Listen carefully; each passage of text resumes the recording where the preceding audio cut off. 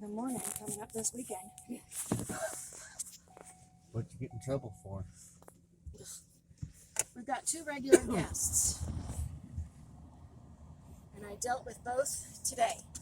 Okay, Mr. Graff and Miss Branch. Seems like what you were going through. Do you want me to hear? Do you want to hear it or not? Yes. Okay, Miss Branch checked in today. Yeah. And I mistook her for Mr. Graff.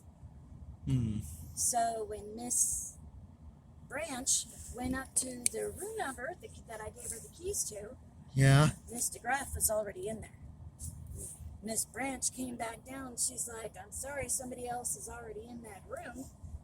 You know, and she was pretty shaken up. And I was like, "Oh, shit." It's like, "Okay, tell me your name." And she's like, blah, blah, Branch. And I was like, okay. So I apologize my ass off to Miss Branch, and I'm so sorry, yada, yada. And she's like, "Oh, don't worry about it. It's okay. Don't worry about it." You know, she was pretty cool about it. You know, she's like, "Accidents happen. I understand, yada, yada." Mr. Graff, however, was not a happy camper. What did he do about it? What? What did Mr. Graff do about it? She called down before I could get a chance to call her. I was going to call her and apologize. And before I could do that, she called down to me, because I ended up having a couple of people, wanting to check in and everything like that.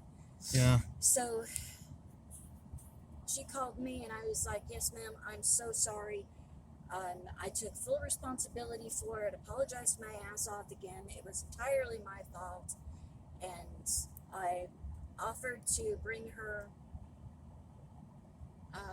2 new keys and all that good kind of stuff. And she's like, "Yes, please." So I went up there. I was like, I had another gentleman walk in just as I was talking to Mr. Graff, and I was like, "Okay, I've got a gentleman that just walked up to check in front of me. As soon as I get him situated, I'll be up there with the new keys." And she's like, "Okay." So she opened the door. When I went up there, she opened the door, and sure enough, she kind of let me have it, as she rightfully should have. And I was like, "I'm so sorry." And she's like, "How does this happen?" I was like, "I thought I recognized her when she walked in. I thought she was you, and so I didn't check I didn't check her identification." "Well, that's pretty troubling." I was like, "Yes, ma'am." "Aren't you supposed to check IDs? I've always had my ID checked." It's like, "Yes, ma'am." "Yes, ma'am, absolutely. It's completely my fault. You're absolutely right. I'm so sorry," etc., etc. And, I just tried to do the best I could, kissing ass and apologizing. It was my fault entirely. So I apologized for it, took full responsibility, and she was appreciative of the fact that I took full responsibility. And, "Oh, I'm sorry, I don't know what happened." "Yes, ma'am, it was entirely my fault." As opposed to brushing it off, "I don't know," I stood up and took it, basically. That's what a grown-up does. Stands up and takes responsibility for when you screw up. Own what they did. And I definitely tried to do that today. Anyway, so I went up there, I gave her keys, and she's like, I don't want to make it sound like I'm lecturing you or anything like that, but on the other hand, I hope you take this as a lesson going forward." And I was like, "Yes, ma'am, I absolutely will," yada, yada, yada. And didn't hear anything else from either one of them for the rest of the night. I texted Evie, told her what I had done and what I did to fix it. I did this is what happened, this is what I'm going to do, and now I'm telling my manager about it. And she's like, "Oh, crap, was she in the room, Mr. Graff?" I said, "Yeah." And she never said anything afterwards. I was like, ugh. And I let her know about another situation. And so she didn't say anything else afterwards. And I wrote up a couple of letters to apologize to those ladies. And I was handwriting them, and of course, my handwriting sucks. But I thought a handwritten note would seem more sincere than, than a computer printout. So. But I just told her, it's like, again, I'm so sorry. I want to apologize again. Not that way.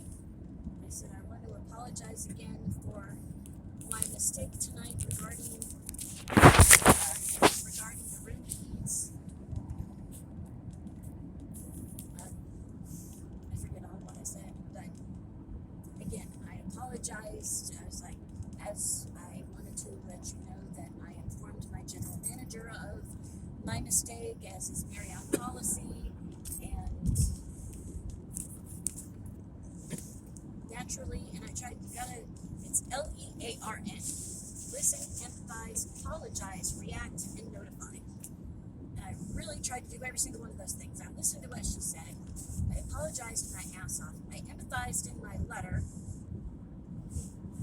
I reacted by letting my manager know, and then I notified them of everything I had done so far.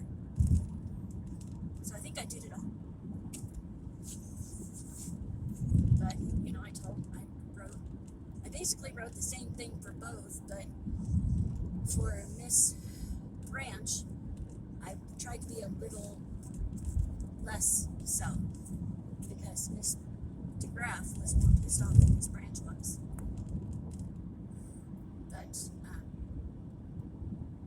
I was like, naturally you were shaken up, naturally you were afraid, I think I said, naturally you were afraid, and rightfully so. I would be too if this happened to me. Please know that I have informed my general manager of my mistake, and that I will, and as you have said, I will take this lesson going forward. I will take this lesson basically to heart, and I will make sure from now on to check for identification, regardless of whether or not I think I recognize the person checking in. Yada yada yada. Does that sound okay? Yeah. Okay. And then I printed it off. I wrote it down for Evie, typed it up for Evie, printed it off, put a little note on it, stuck it underneath her door. I went to go put the envelopes underneath the guests' doors. Yeah. Those doors have a better seal than the Fairfield, because I could just whoosh something underneath the Fairfield doors. Yeah. This one, no. The door goes through and meets the threshold. Wow. Yeah, so I was like trying to push it under room 408, which is where Miss DeGraff is. Yeah. I was trying to push it under the door, but it wouldn't go any further, and I'm like, and I'm sitting here scared to death that I'm going to end up waking up Miss DeGraff, or let her know that I'm out there somehow because I'm making too much noise, and she's going to be like, what the hell's going on now? And throw open the door, and I'm so sorry, I'm just trying to apologize, and I have an apology letter for you. But all I could do was get the top third of the envelope underneath the door, and it has the room number written on it as opposed to the name. So I just left it there because I couldn't shove it underneath the door. I can't try to wiggle it in between the door frame and the door itself. So I'm just like,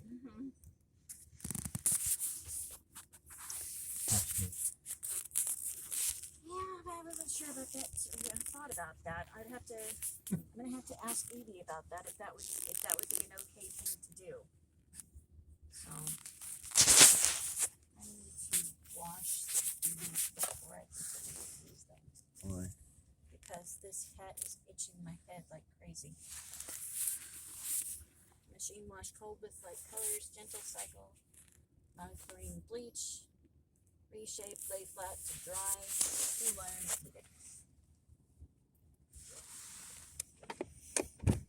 Yeah, I think I might just use like clean air if I'm going to be drying this. So I'm not laying this flat to dry. We don't have a table this long. Sounds like what you were going through earlier today at work wasn't good at all. It wasn't.